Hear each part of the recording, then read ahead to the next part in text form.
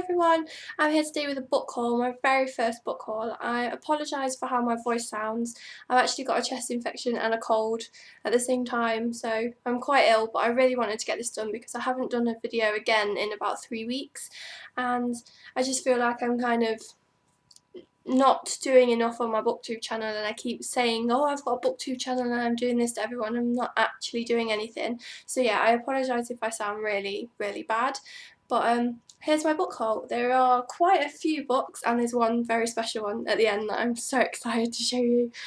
Oh, so excited. Okay, so the first one I have is City of Lost Souls by Cassandra Clare.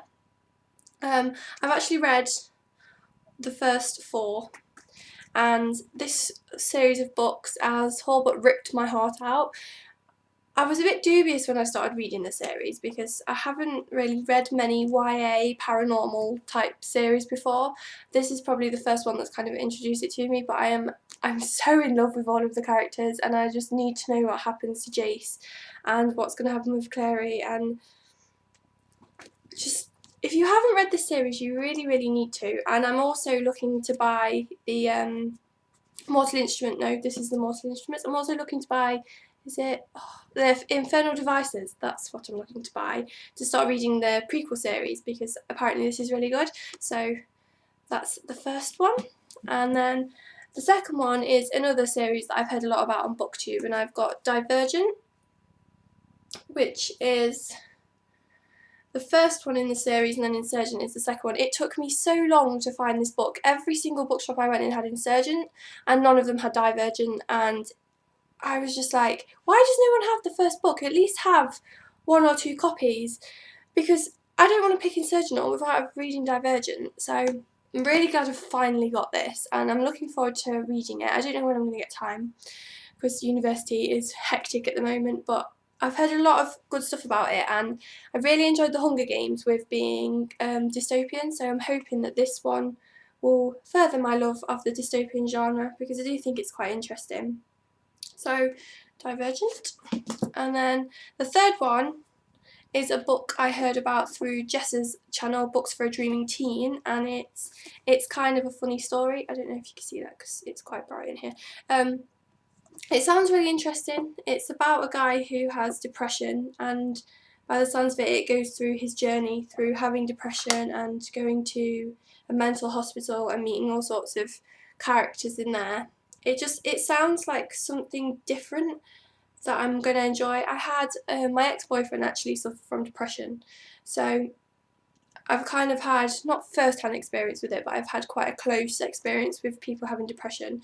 So I'm quite interested to see how this story portrays it, and how, I don't know, apparently the author had mental illness. Apparently he had suffered from depression, so I think it's going to be quite a sympathetic, empathetic kind of story, so I'm really looking forward to reading that.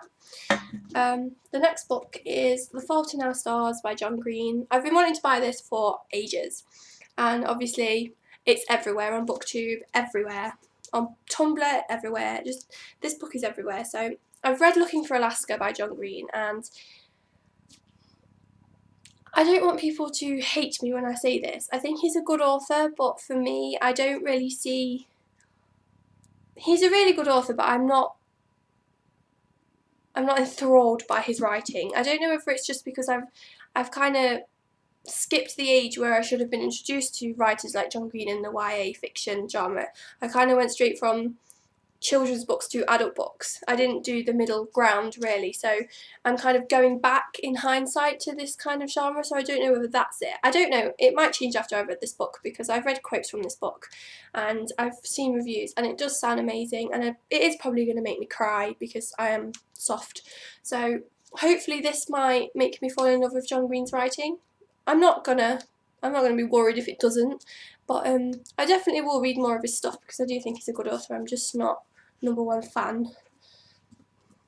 The next book is The Night Circus by Erin Morgenstern, which I'm sure Morgenstern, isn't that in the Mortal Instruments series? I picked the book up and I was with my mum in Waterstones, and I was like, it's like Bookception.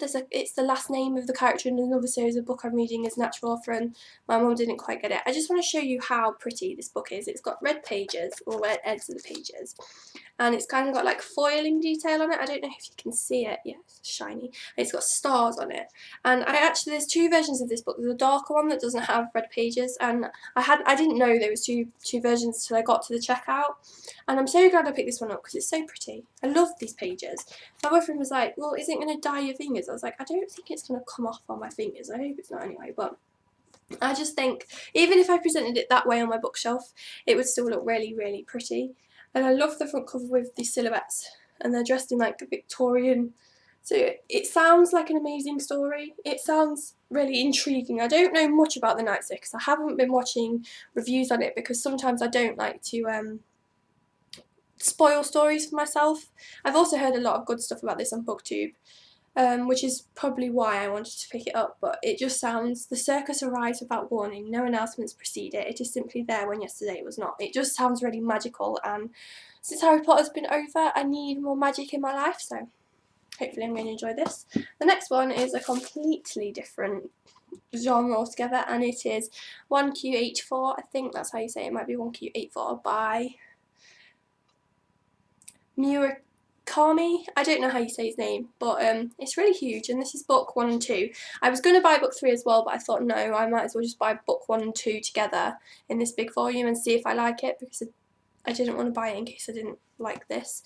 I really don't have any idea what it's about. I'm guessing from the title it might be based kind of around the idea of 1984 by George Orwell. So I'm really looking forward to reading it. It's got really small text, and it's really huge. I think it's 800 and something pages long, so this is probably not going to get read until either I finish this semester or finish my whole year at uni in April, because I just don't know. I'd probably start reading it and then have to stop reading it, so that's that one. And this is the book I'm currently reading at the moment, and it's not a fiction book, it's Shakespeare's Local by Pete Brown. And how pretty is this book? Look at all that foiling detail, and on the back as well, and on the spine.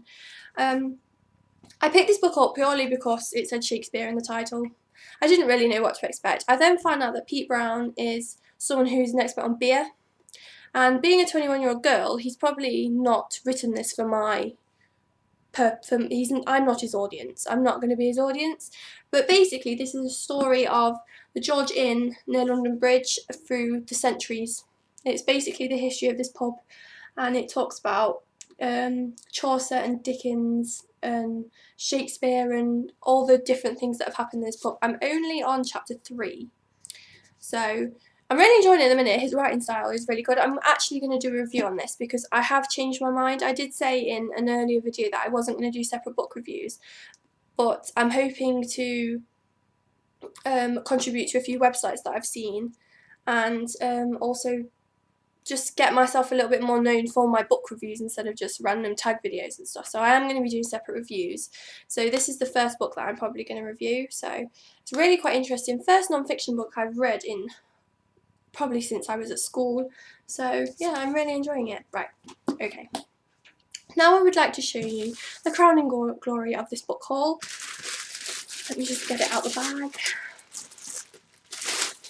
Now, the other day, I think it was Thursday, I was on Twitter, you know, just casually browsing. I'm on Twitter constantly nowadays, and Waterstones, the general Waterstones Twitter, tweeted saying that several branches of Waterstones throughout the country had limited copies of